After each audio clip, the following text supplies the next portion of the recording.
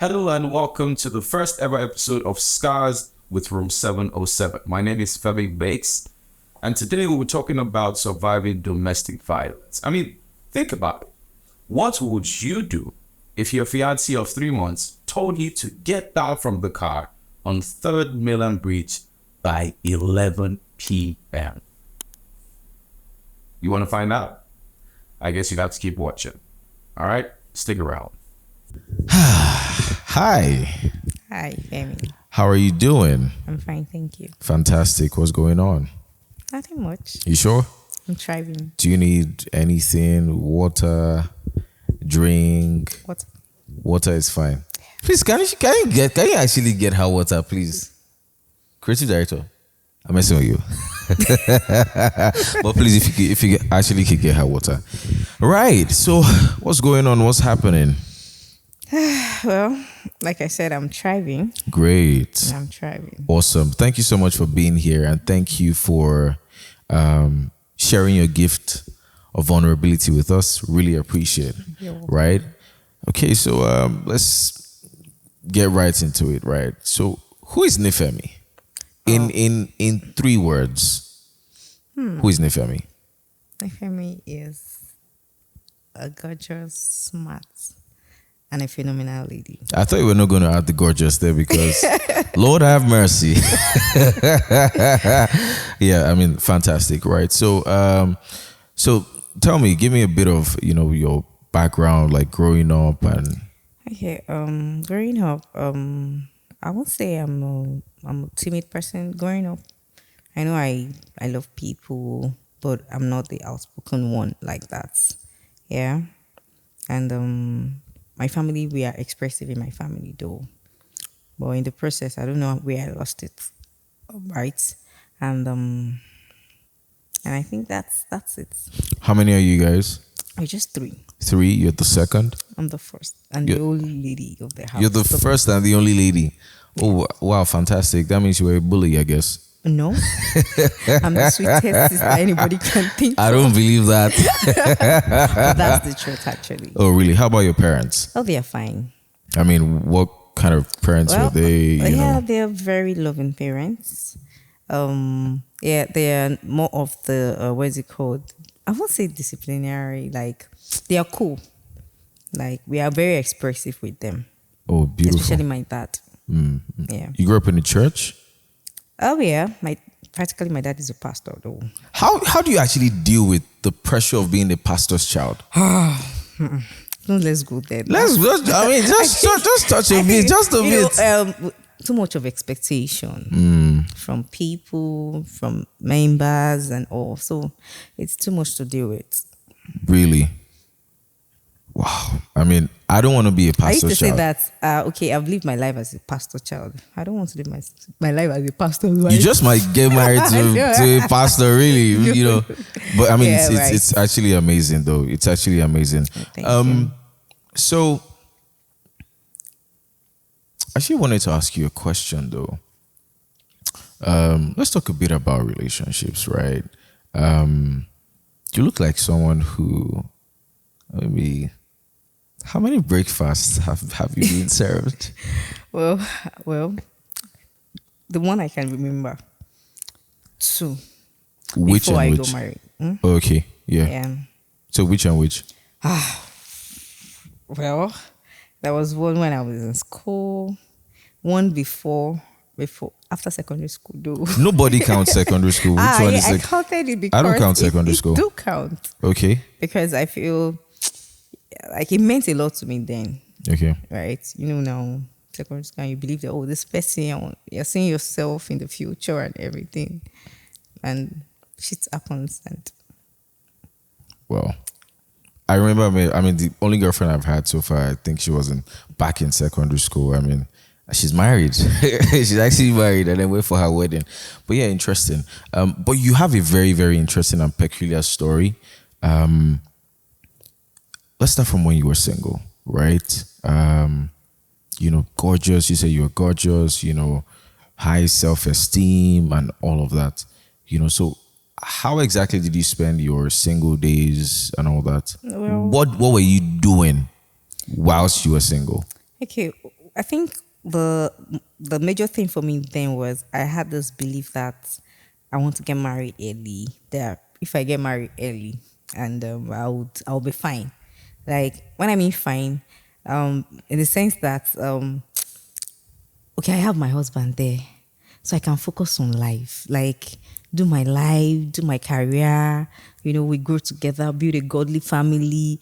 Like that has been my fantasy. Like yes, that's how I've pictured. I just wanted to get married early, have my kids early. Do life early and at the top at a very good age.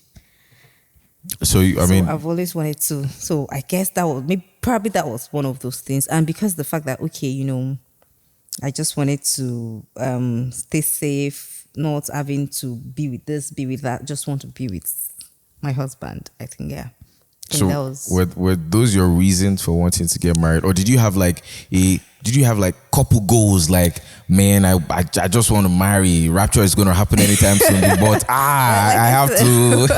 like I said, yeah, because I wanted to do life early actually. Yeah, and I just wanted that. I had a picture of what I want. Your parents, were they good examples? Yes, because my parents, they play a lot. Not like they don't argue, it's normal, but I just like the way, the family thing, family life, and how I want my kids to grow with a loving father, someone that loves God, build a godly family. So that has always been my core goal. Like, so I was looking forward to that. And I think that was what make me fall into this kind of thing. So because of all of that expectations and possibly maybe the pressure of being a pastor's child, was that what forced you to make that decision that you made? I wouldn't say I was forced, because if I didn't have somebody that was ready to get married, I wouldn't have been married. Because not quote and unquote, I wasn't like looking for a man to get married to. But if it comes, oh, why not? Do you understand? So it wasn't like, okay, I was always looking out for a guy that I want to get married to. No. But I had in mind that, if marriage comes in between my journey in life, I would go for it. As long as it's probably the right person. If you're with, because I believe that if you're with the right person, you have a beautiful life, right? That's been my belief. So not like I was pressured or I was desperate to get married. No. But I just wanted to do life early, like with the right person, actually. So single Pringle. Okay, gorgeous single Pringle looking forward to get married, met a guy. First of all, what was the guy like? I mean, let's talk about the good sides of this guy. I mean, you can't say he wasn't handsome. He handsome. He's a cute guy, definitely. Yeah. Because looking at me, I cannot settle for less. So he was actually a cute guy, and he looked to me like somebody that loves God. It seems to, because it was later I got to realize that most people are just religious; they are not Christians. So well, that was after I'd already gotten into the relationship before I could figure out that. But he seems to be a gentleman, It seems to me to be a caring man, because I see the way he cares for people, and all. And at first, it was caring, like calls and all, like at first, but things change. You said something that it seemed to be like a godly or Christian guy. How do you mean? Or what were the things that he was doing that made it look like? Because I know some people try to tick that box, especially when they're chasing ladies. Guys, this one is for you. When guys are actually chasing ladies, right? Sometimes they want to tick the spiritual box. Oh, I'm spiritual. So share with me a couple of those things, just a few. Okay, I think, I saw him to be, is that working, right? And it's always about church, going for concerts and the like. So and I'm like, oh yeah, this person, we should, what is it called? We should make a good man, like the way he talks, and he has sweet mouths. What's his name? Femi. Where he would talk about things, and I'm like, oh wow, yeah, makes sense. So I have to, this person is godly, always go to church, I think he told me he was a drummer, Well, in short, it was manipulative. Okay. I mean, drummers are I mean, quite attractive set of guys, but that's like just for another day, right? Yes. So you guys met like how many months did you guys date for? Did you take him to meet your pastor, your parents?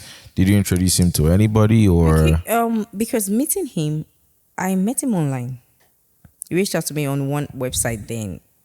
And, it's the website is like a Christian website whereby people have discussion about marriages, about relationship and all.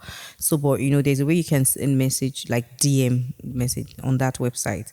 But I don't know why the website is not existing again. By the way, so he reached out to me, but I wasn't responding. I sent a lot of messages.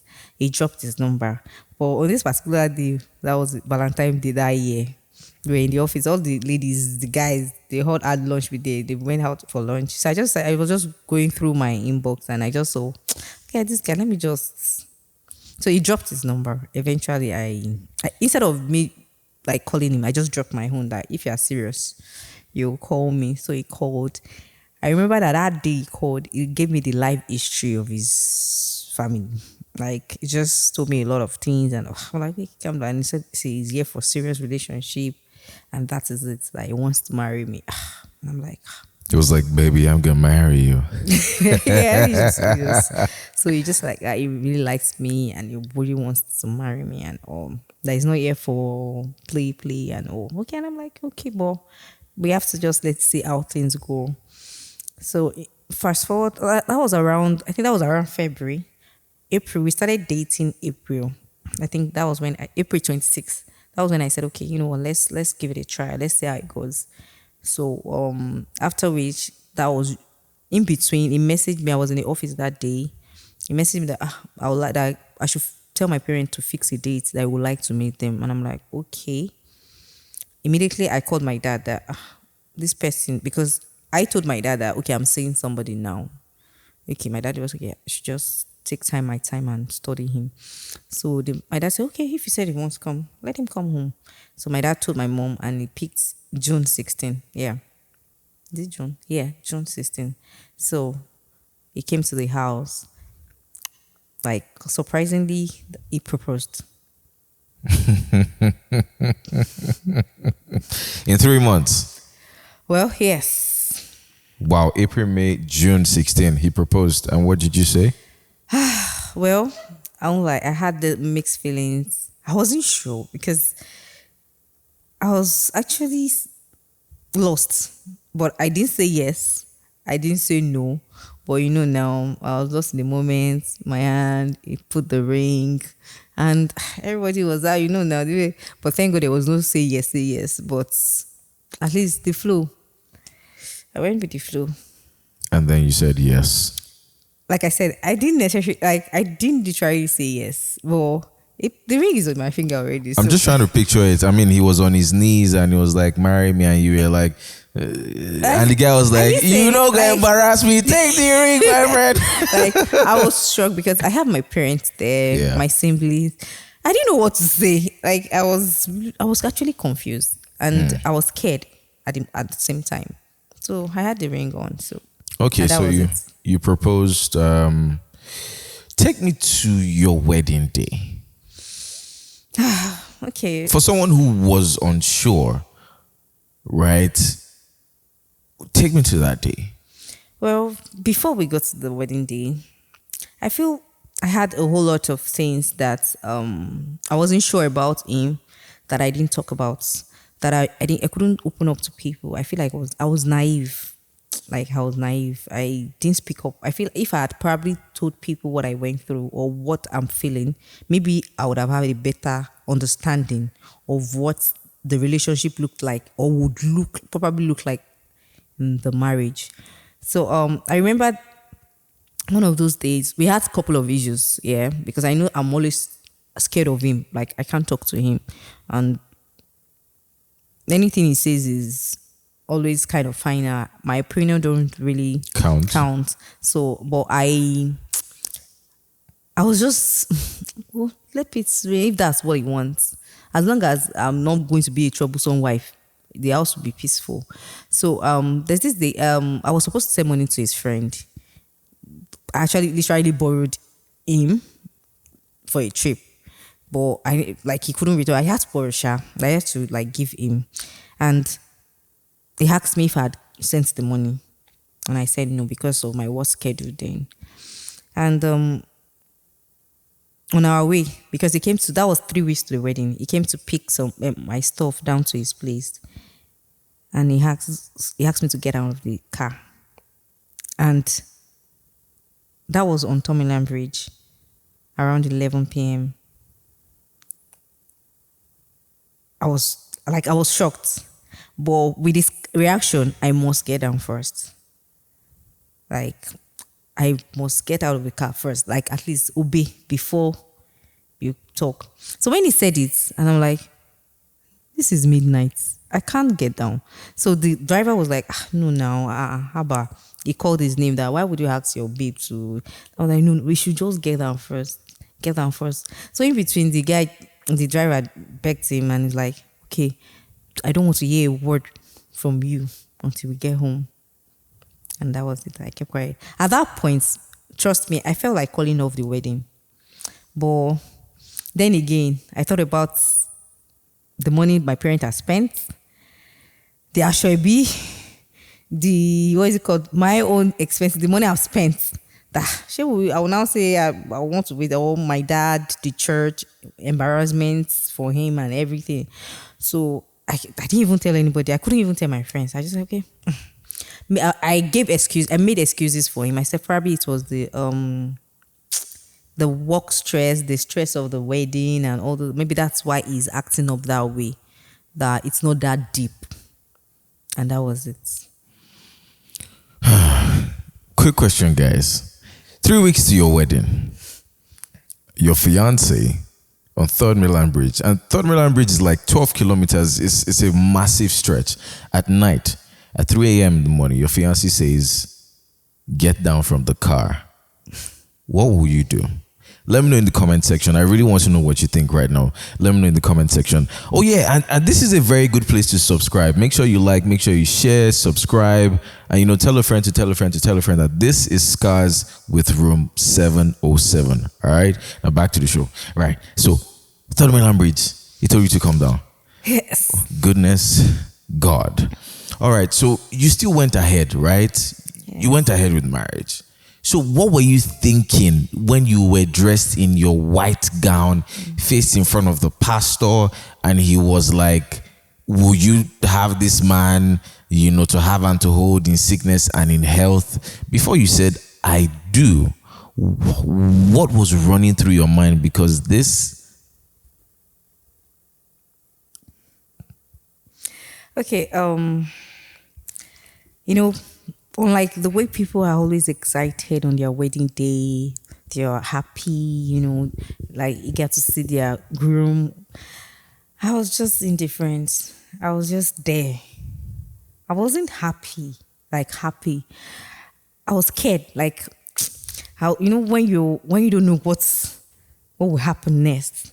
I was just scared. I was just there. Can this thing just be over already?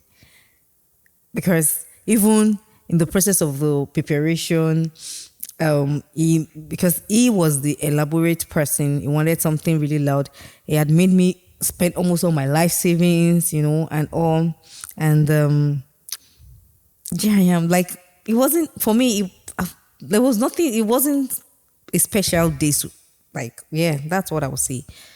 I was just there. I just wanted I remember when the pastor was preaching, I was dozing. Yes, I was just, can this thing just be over already? Like, I just want to just... So you were not even excited about the wedding night? Mm-mm.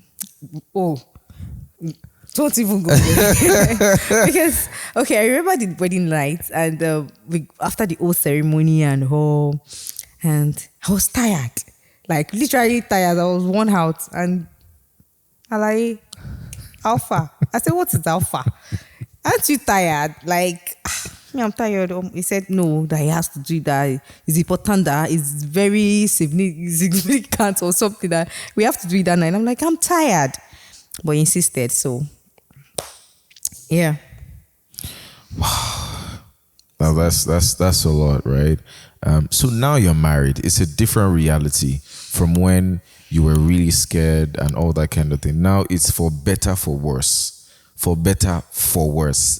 Yes. So are you saying that this did not really get like better at any point in time, or it wasn't the fairy tale that you dreamt of, or trying to build like a family with your spouse? Okay. I won't say that. Okay, every now and then it's always. There are days that okay we laugh like normal.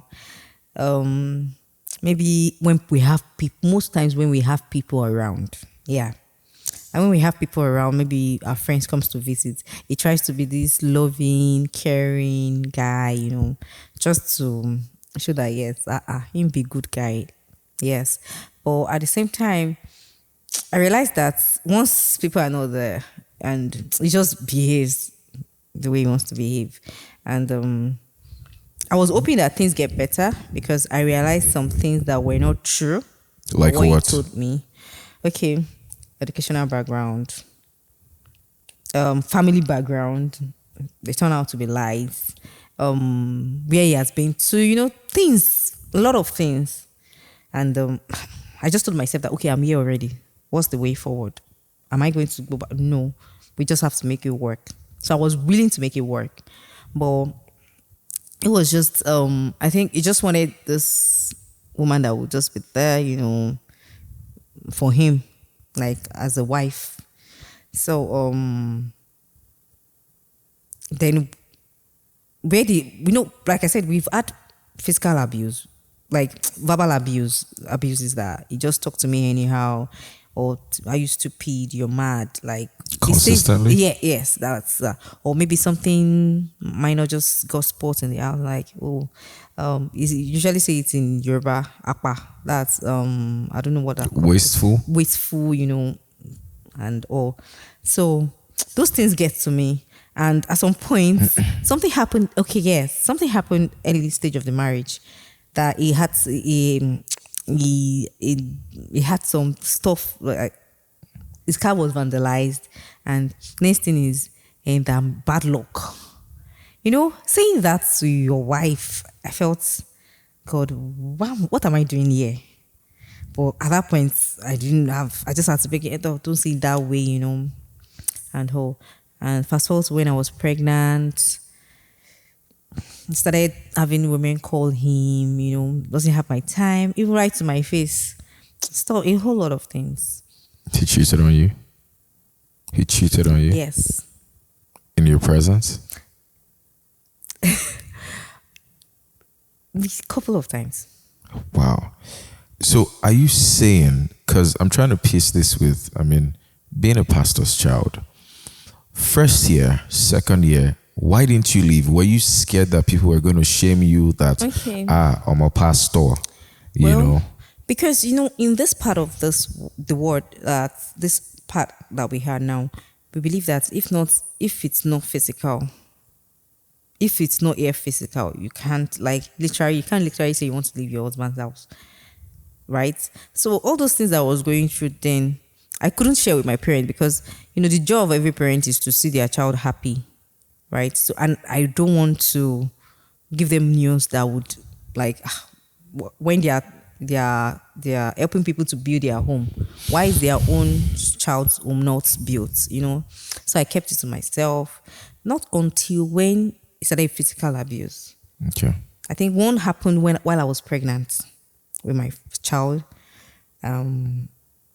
It happened, and family came, they apologized, and that was it. And I think the other ones when I gave birth and So what broke the camel's back? Like what was like, you know what? I'm done. I don't care about anything. I'm out of here. Okay, I think at first there was a time I left.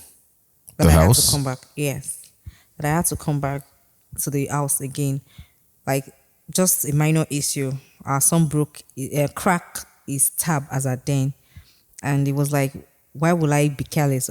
And I was like, I'm in the kitchen. The boy is in the living room. How would I know he had cracked it? So he left the house. He didn't come back until after I think 2 days. So when he came, I made his food and all. So before he came, our son was not around. He was with his cousins. And he asked, and I'm like, okay, because their house is not far from ours, but I just needed to rest at that, and I needed space so that we could have a conversation about the issue, because I don't want to have to be talking or we are arguing while the boy is around. So, and I'm like, I was lying. I think I was lying on the floor in the living room, and it was like, well, he's with your brother, so, and that was it. But I guess he got it all wrong. And I was smiling because it was shouting. And I was like, what's the problem? And I was smiling. I was like, I'm talking to you and you're smiling. So he just, like, he used his hand to, like hit me. And he, like, kicked me with his leg. In short, I was sitting on the floor. I landed on the wall.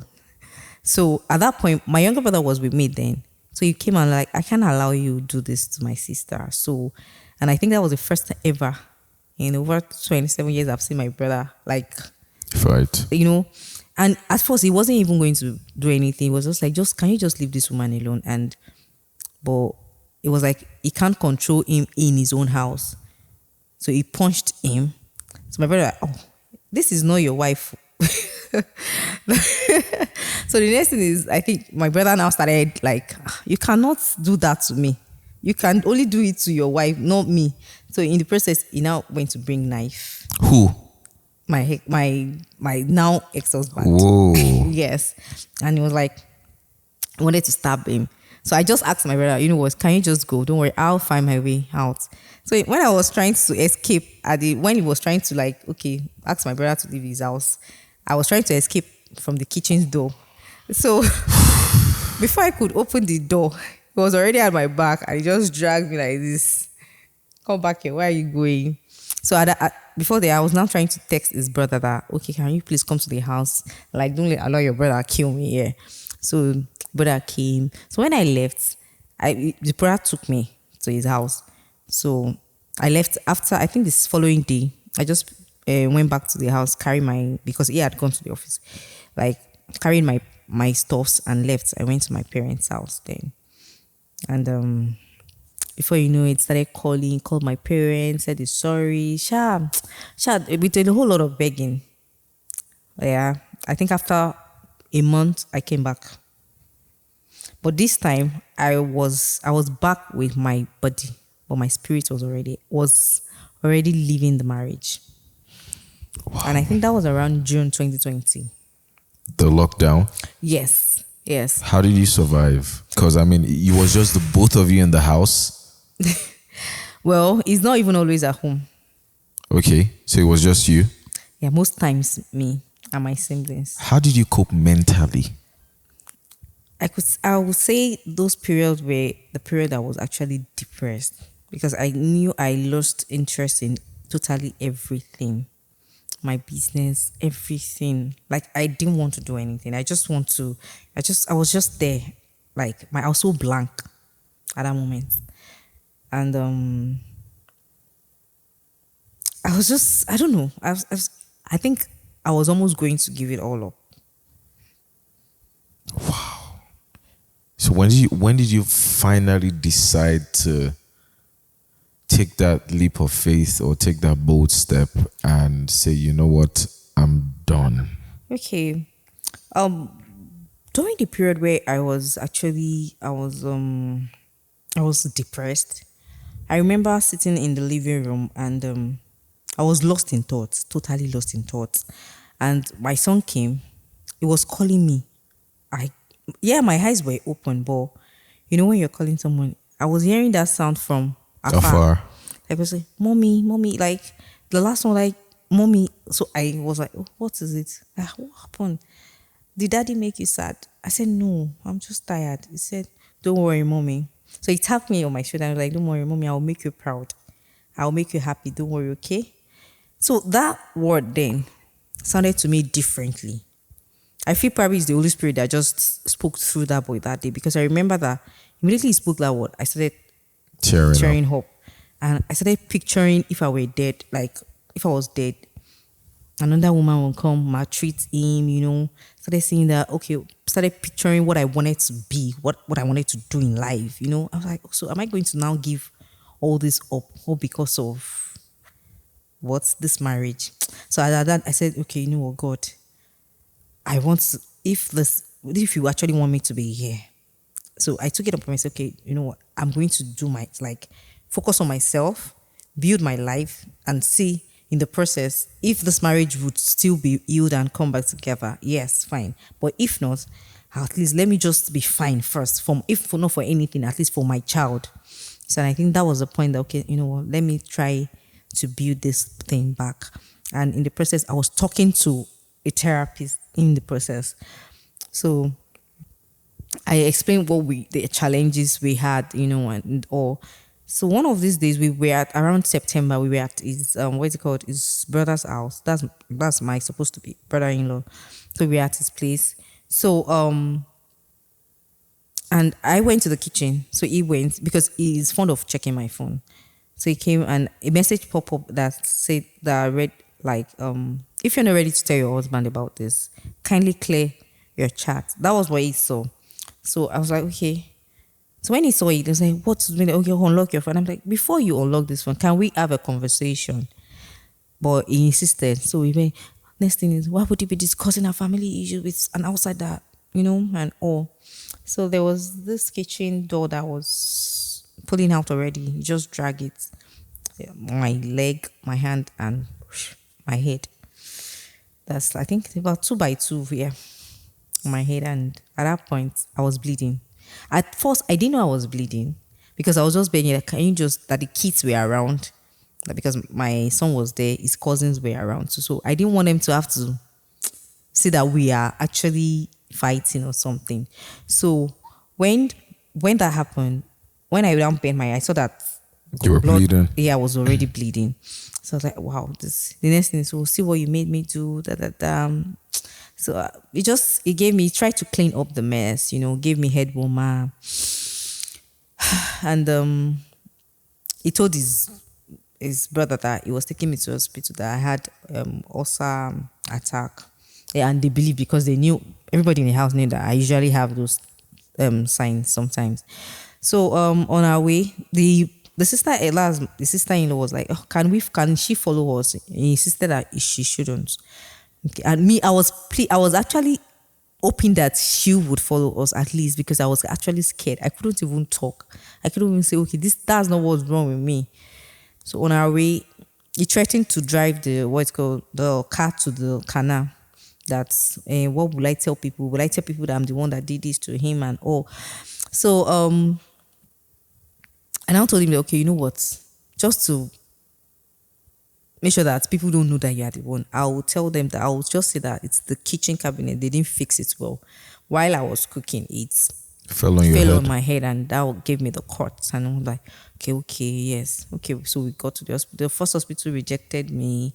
The second, not until we got to the third place, because it was actually fighting the nurses. Because those one were like, okay, they need a police report or something before they could. Because they were saying that this is an assault, not that something fell on someone. But so eventually we now went to our family hospital. And that was where I was being treated. My hair was scraped, and it was stitched that day. So getting back home, when I was discharged, then we didn't go back to go and pick our son. So we just went straight to our own house.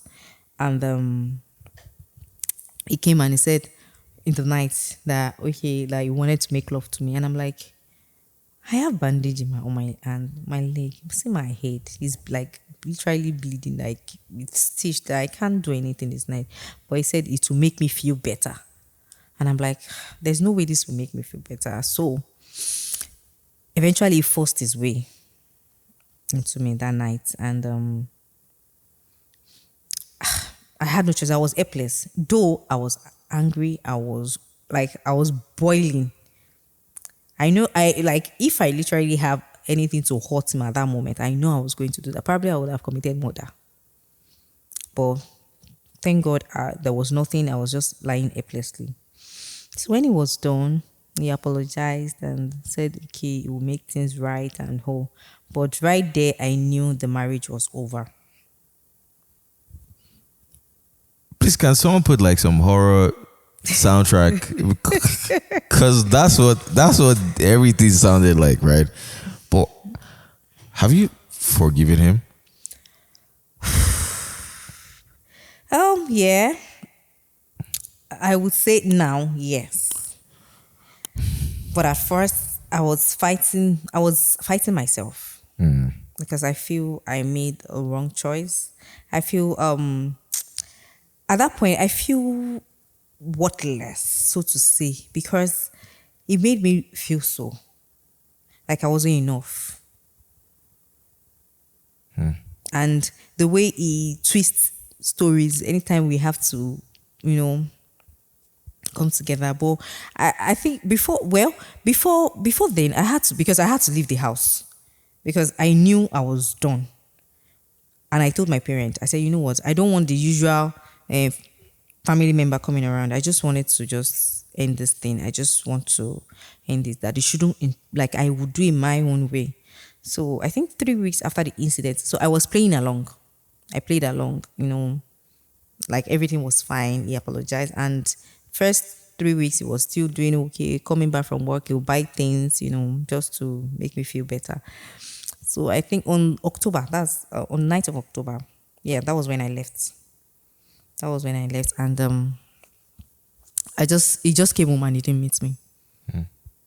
He started looking for me here and there and he didn't meet me. But I just said that, okay, this is it. And I knew that I was not going back.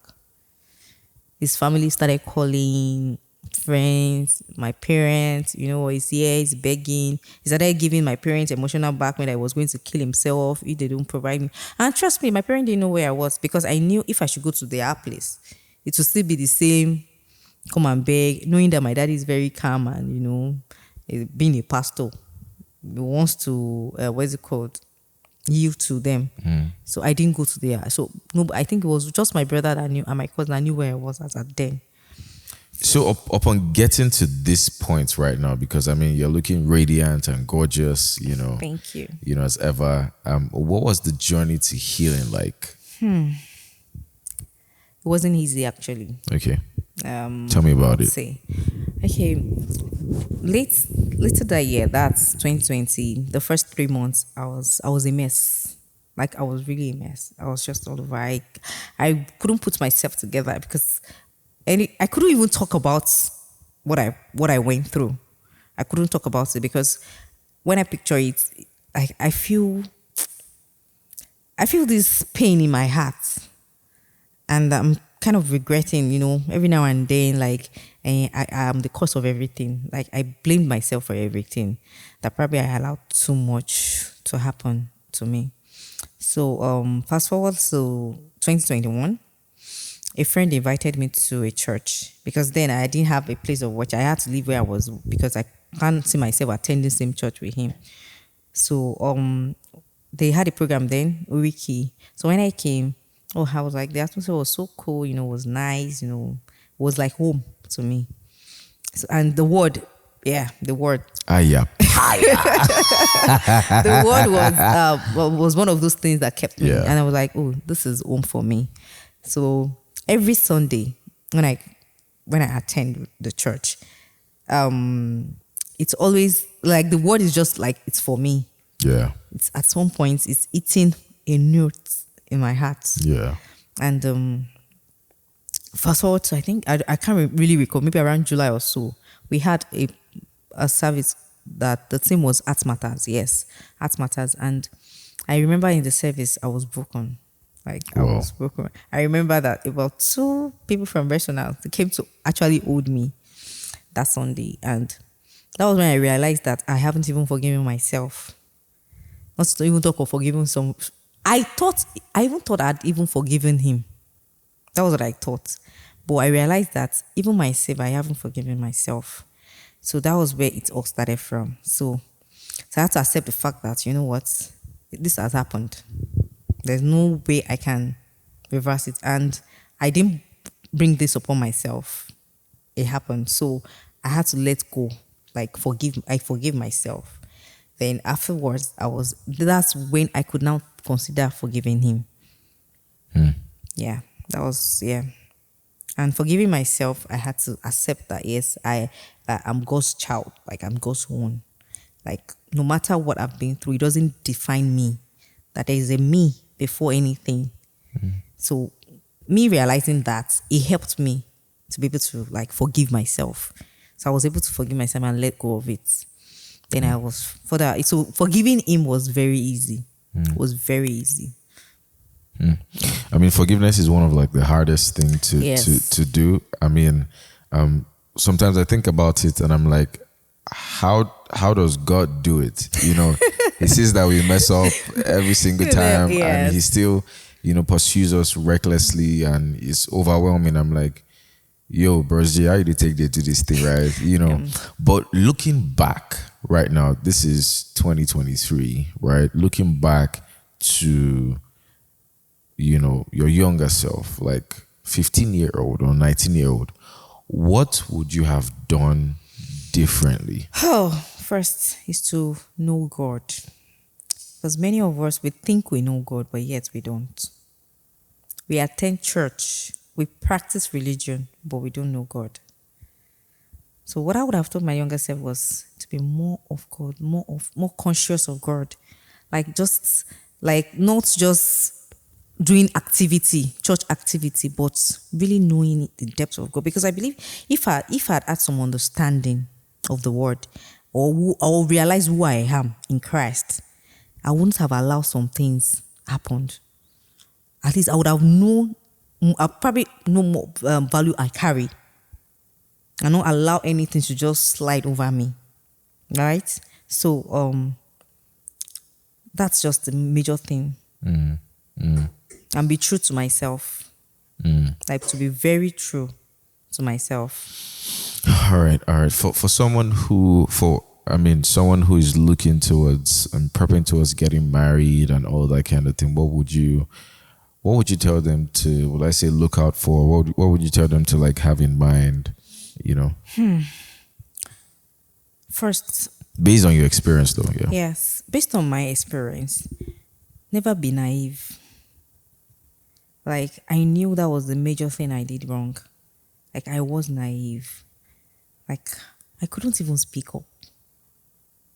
Like, naiveness is not a thing. If you're not sure, if you're not convinced that, yes, this is the person for me, don't go. There's no need to rush. There's no need to. I think you should tell them. Look at them in the eye. In the eye. Like, if you're not sure, if you can't get that conviction in your heart that this is the person for me, oh, I can do life with this person, just pull out or give it time. When you're not sure yet, just let it slow down.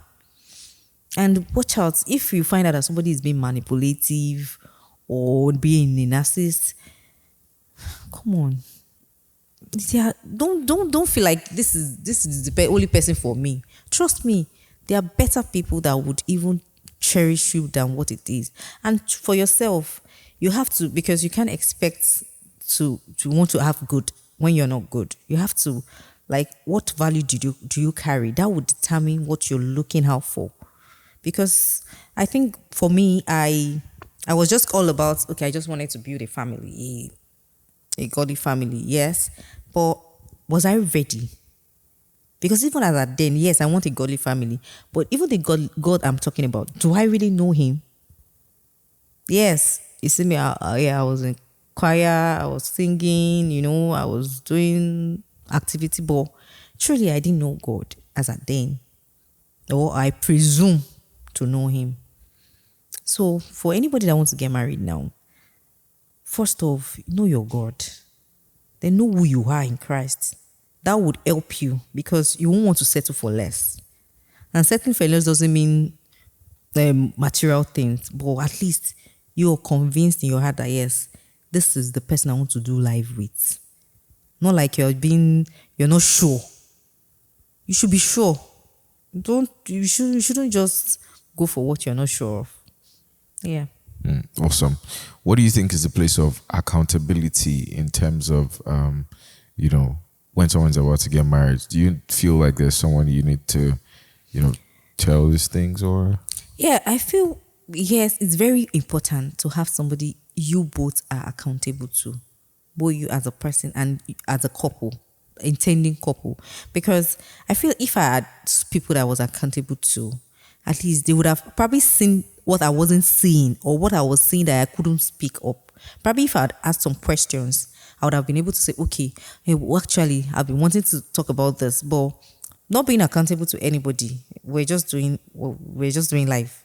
Yeah. So I feel it's very important to have somebody you talk to, at least somebody that you are in the same place in terms of what is called belief, right? Probably you're both in what is called in church, a prayer group or something. Someone you know you can confide. It could be your pastor, it could be your team lead or something. Yeah. On a final note, are you open to loving again? Yes, 100%. Yeah, that's only it can't. That doesn't define me now. So, Well, awesome. Any final words? well, live your life, enjoy life in God, not outside God. Like live your life, be happy, do whatever thing that make you happy. Because before any marriage, there is you. If you're in any abusive marriage, like any abusive relationship, please, it's not a do or die affair. You can leave.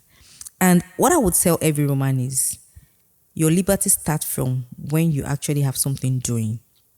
Like, because a lot of women, they couldn't leave because they are scared of what people will say. Or okay, like the stigma that comes with being a single mom or a divorcee or something. So, but just know that it's you.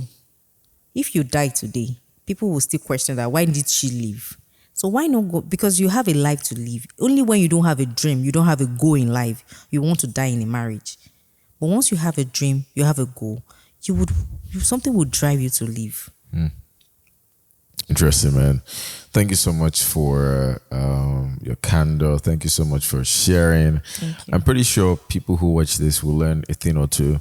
I mean, and if you don't learn a thing or two, you must learn a thing or two because this is no joke right here. Yeah, all right, but thank you so much. I really appreciate. Yeah. So on a final note, I would like to give you this pillow. Well, I mean, this one is not yours, but I'd like to give you this pillow to put your beautiful signature in the sands of time. And because celebrities have signed on that pillow. If you sign on this pillow, then now based on who you be, you feel me? At least I'm the first person to sign on it, so. Yeah, well. Apart from God, actually. Yeah. Alright, thank you. But I have your own here. Yeah, so this is it. Room 707. Room 707 pillow. Do you want to be here? Do you want to be here? And at the back, it says, if there is a man to pray, there is a God to answer. If there are burdens to share, there is a community to listen. So this is for you. Thank you. Wait, let's do like all those old in this picture. Thank you. So cute. Yeah, but thank you so much for sharing with us. Thank you for You're the gift of your welcome. vulnerability.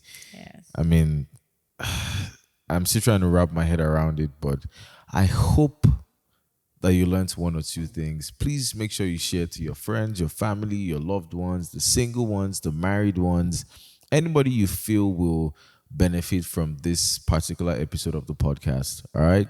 It's still room 707. Don't forget to like, share, and subscribe to this podcast. Scars with room 707. Please, it's free. I mean, it doesn't take 2 seconds. So please do it. I'll wait. Yes. Yeah, you just did that. All right. Thank you so much for watching. Thank you. I'll see you on the next episode. Until then, be good, stay beautiful, and keep sharing.